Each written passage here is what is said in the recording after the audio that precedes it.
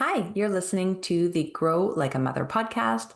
This is a podcast for moms, entrepreneurs, and neurodivergent folks who want to get a better handle on their time and energy management. I am your host, Jill Wright, author of Happy, Healthy, Wealthy, and Wise, and the creator of the Time Magic Seasonal Planner. I am so excited you're here. Let's dive straight into today's episode. Hey guys, welcome to the show. I am excited to be here because I'm going to be talking with you guys over the next few weeks about the different elements that I like to teach on when it comes to curating an aligned week. There's 5 different pieces that I teach about in workshops when I'm doing keynotes and things like that. And I wanted to break them down because these pieces are all included, of course, in the Time Magic Planner as well. And so if you're someone who's curious about the Time Magic framework or got their planner and is sort of thinking, where do I start? Or hasn't got a planner and you're wondering if it's for you, I just wanted to take some time because each of these pieces really deserves its own segment. They're not going to be long episodes, but I do want to dive into it. And we're going to start with um, we're not going to go in specifically in order necessarily in how I would say do this each week or whatever. You can go to the website, you can go to the planner resources, look at the specifics of how to do the weekly planning in the order that I recommend, but you don't have to do it in that order at all. And so I'm just kind of flying by the seat of my pants and seeing what inspires me. And this week, Eat Your Frog is the tool that inspires me. So I'm going to share about that and give you guys a sense of what it is, where it came from, why it's important, and how to use it. So, this concept of eat your frog, there was a story, a fable, if you will, about this idea that if the first thing you do each morning is to eat a live frog, then nothing worse can happen to you for the rest of the day. Hmm. I get that. I'm just imagining myself now having a frog, having to eat it. It's alive. And so that's crappy, but the rest of the day seems much better. That makes sense. In the 90s, there is a productivity consultant named Brian Tracy. Brian Tracy's still around today. You can totally look him up. But he decided to take this idea of eat your frog and apply it to productivity and therefore time management, because much of our time management skills are productivity skills. And if you're with me, they're also rest skills and self-care skills. But productivity is a big piece of the puzzle. And Brian Tracy wrote this book called Eat That Frog, which was essentially a how-to guide on getting stuff done, being super productive, but using this idea of eating the frog. And for him, he said that the frog should be the thing that you are procrastinating on, the thing that you least want to do. And oftentimes we find that this is the most important thing on our to-do list. So when you think about this, it's like um, making the appointment with the doctor to go to your annual physical, right? It's important. It's something you're putting off. It could be a really hard conversation or phone call, a sales call you need to do. It could be your bookkeeping. For me, my frog is my bookkeeping so many months. Holly, if you are listening, I love you and thank you for being my bookkeeper. Guys, if you need a good bookkeeper, Nova Ridge is the place to go because Holly is a saint and she actually doesn't mind bookkeeping, but I really do. And so bookkeeping is a frog for me always. So let me explain why this concept works of eating your frog or doing the thing you least want to do first or the thing that is most important first. Um, if you think about it and actually compare it to eating a live frog, right? Imagine you're sitting at your desk and like there's a little frog sitting on your desk right next to you each morning, right? And what we've been used to doing is ignoring that frog. We know he's there, but we're like, yeah, I know I have to eat you, and I will do that a little bit later. First, I have to do 1,000 busy work things, small little tasks, so I can cross them off my to-do list and feel really organized, even though I haven't made progress. Let me just do that first before I eat you. And the frog's like, yeah, yeah, I'll be here. And so you spend your morning doing stupid little tasks that don't move you further, that really don't accomplish anything other than allowing you to cross something off your list. And the frog is getting warm now. He's getting a bit smelly. His warts are getting bigger. He might be getting bigger. He's generally more disgusting than he was. And you're like, ugh. I don't want to eat that frog. I know, I'll just do a couple other tasks and avoid that a little bit longer, and I'll do it at the end of the day. And so this frog ends up becoming grosser and bigger and scarier and less appealing as the day goes on, right? And then at the end of the day, you're like, you know what, frog? Not today. Not today, frog. We are not doing this. I'll check you tomorrow. Gross. Now he's like had 24 hours to sit and marinate in his own frog juices. He's even worse tomorrow, right? This is kind of how what we do with our tasks when we're procrastinating and avoiding them. What if instead you were like, I know it's gross. I'm just going to plug my nose. I'm going to eat that frog first thing. Well, first of all, frogs are protein. Meat is protein. You're going to get some energy. You're going to get some momentum, right? Not only that, you're not spending your day looking over your shoulder, worrying if the frog is still there, if he's getting bigger, you know you have to eat him. There's a bunch of mental stuff. It's like the mental load, right? It takes up space in your brain knowing that you have to do the thing. You still have to manage it in your brain, okay?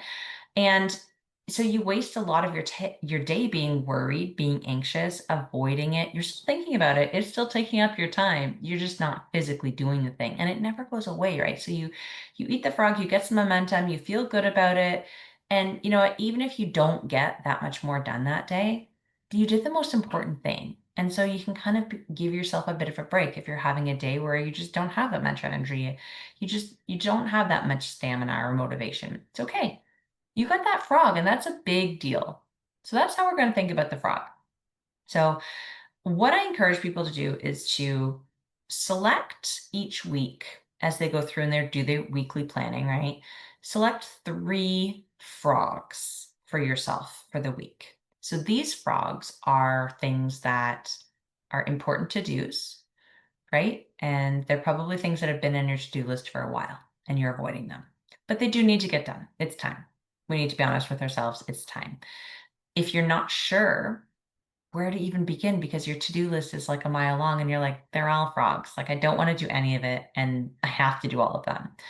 This is where we bring in special prioritization tools like the Eisenhower Matrix. The Eisenhower Matrix is it's a grid. It's like 4 rectangles or 4 squares, and you basically label things on an XY axis with urgency and importance.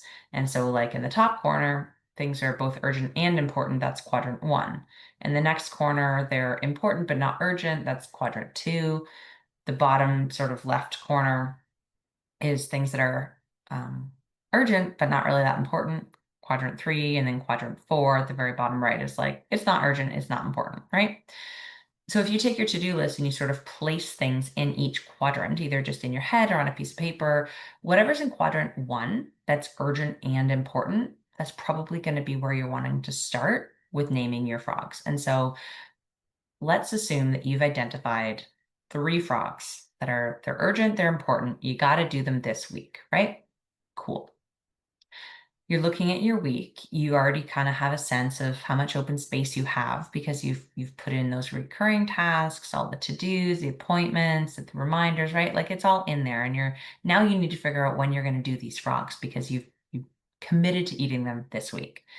And a big part of the Eat Your Frog framework is that you want to do it first. And so we're going to preload our calendar with these frogs. And you can time block if that works for you. You can schedule them in as a task or have it if you do to-do lists every day, make sure they're on your Monday or Tuesday, maybe Wednesday task list. I mean, it depends on what your week looks like. If you're jam full of meetings Monday, don't try to add a frog to that day. You're going to want to choose a day that has some space, that has some white space. It's really nice to be able to look at a calendar because you can see the white space a lot easier than in a digital calendar.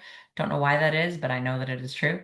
And so on a Monday, Tuesday, Wednesday, I want you to schedule some time in for your frogs. Work on the thing, make the phone call, do the outreach, whatever it is, Monday, Tuesday, Wednesday. 3 reasons why this is really helpful.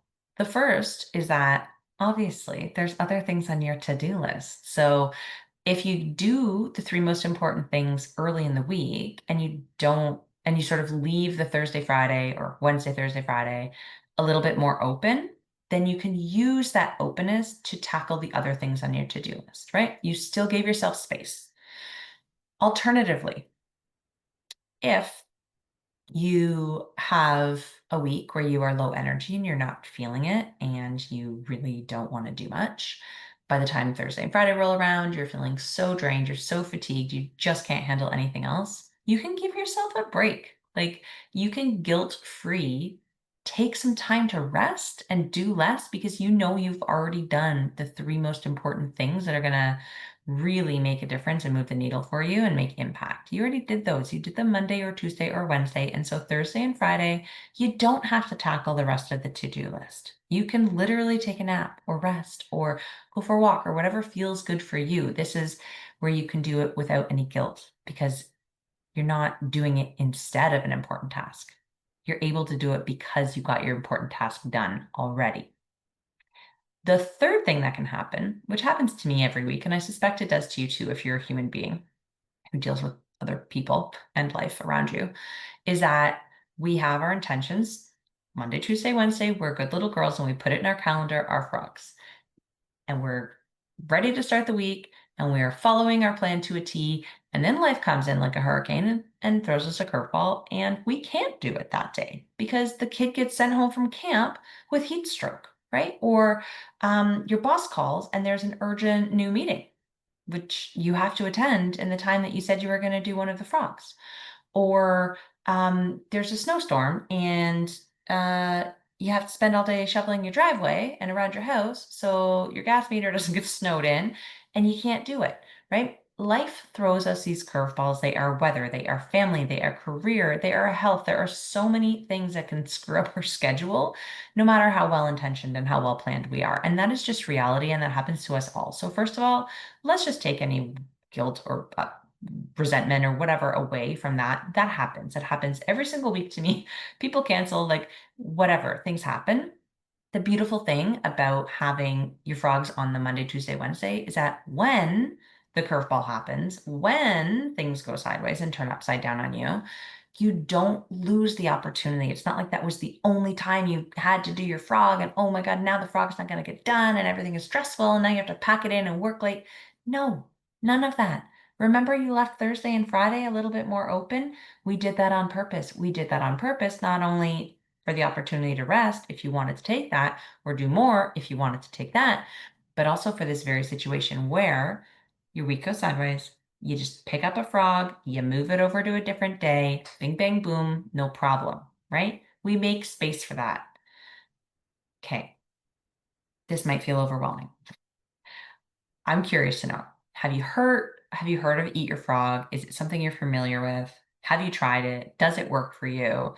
Another way I like to use the Eat Your Frog idea is, yes, weekly planning, like we just talked about, but on my daily to-do list as well. A daily to-do list is not something that works for everybody. I don't always use one, but I have a general idea of what it is I need to do in my day, my priorities, right? The tasks that need to be accomplished. And I will choose three frogs each day. And it's just within the thing, it's not extra. It's not like I'm adding things to my list. I just look at the list and I choose the three things I'm going to do first and I bang them out. I set aside time in my calendar that just says, eat your frog, like first thing in the morning. Because for me, I know that I am most fresh. My brain is turned on between like 7 a.m. and 11. That's my sweet spot where I can really get in flow, do a lot of things. That's not everyone's sweet spot. Maybe your sweet spot's after the kids go to bed, or maybe it's in the afternoon, right? You're not someone who likes to wake up early, or it takes you a while. You have slower mornings and your brain doesn't really come online till after you've had some lunch, you know? Understanding about yourself where your energy comes is really important, but choosing three important things to do for the day and no more is a really good place to start. Three is not too many. You're not going to feel overwhelmed. Everything other than three, like probably they're not the most important thing. They can wait till tomorrow. It's rare that you would have more than three really urgent, important things to do in a day. And if you do, that's okay. But three is a good number because it's enough to feel like you've made a difference. You've put a dent in that to-do list. You're making progress, which is a great feeling. You get some dopamine. It's like, yes, okay, I did the thing. I can keep going. I'm awesome. This is great. Things are flowing, right? But it's not too many that you get bogged down, that you can't accomplish it, because accomplishing the three things is a really important piece of the puzzle too. So we can use this idea of eat your frog with the weekly planning and with our daily to-do lists. This also works in, it's just occurring to me now, really well with the 5-second rule that Mel Robbins talks about. I don't know if you guys have read the book or listened to a podcast, or she's very famous talking about this 5-second rule, and it's a way for you to get the thing done, right? Just no BS, just 5, 4, 3, 2, 1, move. Do the thing, take the step, open the computer, write the email, whatever. 5, 4, 3, 2, 1, roll out of bed, whatever the thing is. And that's her method of like, just do it. Kickstart yourself, do it. You can use that method as well. It's the same, like the frog is kind of the same idea. It's part and parcel with this. Just do it first, get it done, moving on, right? So if you need some motivation, I've actually got a great freebie on the website right now too. It's like maybe on the ADHD page, but it's tips for actually like kickstarting your brain, tricking your brain into getting started. Because so many of us struggle with that. It's like, yeah, okay, Jill, I picked my frogs. I used your prioritization methods. Great.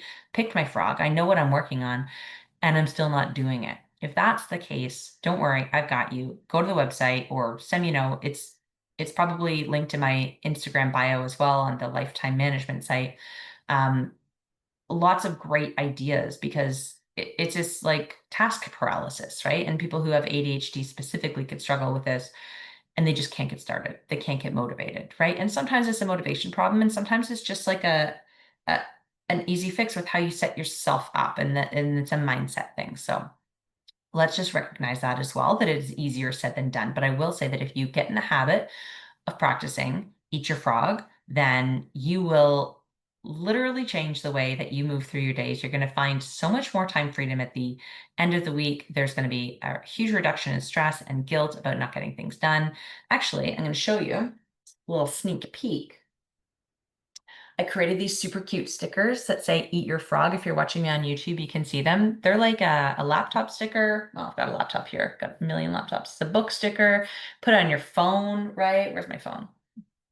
Oh, here it is. Right. I mean, I've got another sticker on there. It says autism awareness right now, but you just stick a sticker on your phone case, right? It's a reminder. It's a visual reminder. And there is nothing I love more than a visual reminder of what we're trying to do, right? That's why I have tattoos. That's why Kaizen is written on my wrist.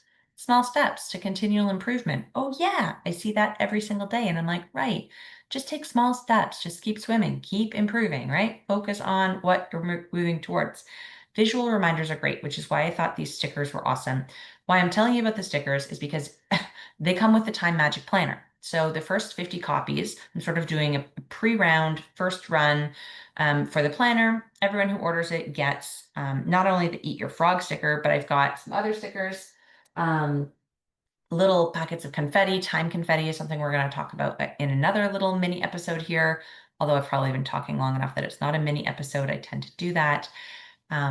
It's just my way of giving you extra tools and extra support to go along with the planner. Like the planner there's a whole bunch of videos on YouTube, how to use it, why it works, like what is the process. If you have questions, there's extra resources. It's a whole thing. It is a full ecosystem in and of itself. It is not just a planner. And there's a reason for every single thing in there that has been well researched, well thought out, well documented, and well designed by Katie at Be Good Guide, who has been an absolute gem in making sure that this planner looks beautiful for you as well, because that is not my forte. So, full team effort. There have been so many incredible people who have been instrumental in making this come to life. And I'm so proud of it and so glad it's here. And I really want you to experience it. So if you are curious, you can go back a couple episodes ago. I sort of read the full introduction to the planner to give you a really good idea of what it's about. You can see if it feels good for you, if it feels aligned. Grab yourself a copy. There's 90 days. Like, it is not a commitment for the whole year. If you don't like it, so what? But I think you will. And I think it's going to change the way that you move through time, like it has for so many people who have tried it already in the beta testing phase or worked with me through the Time Magic framework. If we do one-to-one coaching or something like that, it is a thing that I hear all the time is like, you changed the way that I flow through my weeks. You changed how I looked at my schedule. Everything feels more free, even though I thought it would be more structured. And you have to have that structure to get the freedom. That's what I really want people to understand. Like, yes, we want to flow. Yes, we want to have spaciousness. Yes, that is the goal. But the time management's a tool we use to get there. We need to put some banks to our river so we can flow. right? So if this is something you need some extra help with, shoot me a note. I am so happy to chat or schedule a little time tune-up or walk you through how to use a planner or whatever it is. I am here to support you. I will be back in a couple episodes with some more of these little sort of tidbits on the different tools that I like to talk about for an aligned week that are also in the planner, that are also in the framework that I use with my clients. So stay tuned. If there is anything specific you want me to talk about or questions that you have about this episode or any of the episodes, let me know. Send me a note on Instagram. That's where I hang out the most. If this helped you, please share it with a friend that you think could benefit from it. Please leave a review for the podcast and a rating. That really helps make sure that more people find it, because the algorithm is the algorithm and we are living in the metaverse and all the things. That shit really helps. So shameless ask for you to do that if you found it helpful and if you dig it. So I hope you did, because you're here at the end with me. I hope you have a beautiful week. I hope you create a beautiful week for yourself. And I would love for you to also just let me know, what are your 3 frogs today? Write them down. Let me know. But even just write them down for yourself and start thinking in this way. You will see a huge change before you even know it. All right. Until next week, keep on growing like a mother.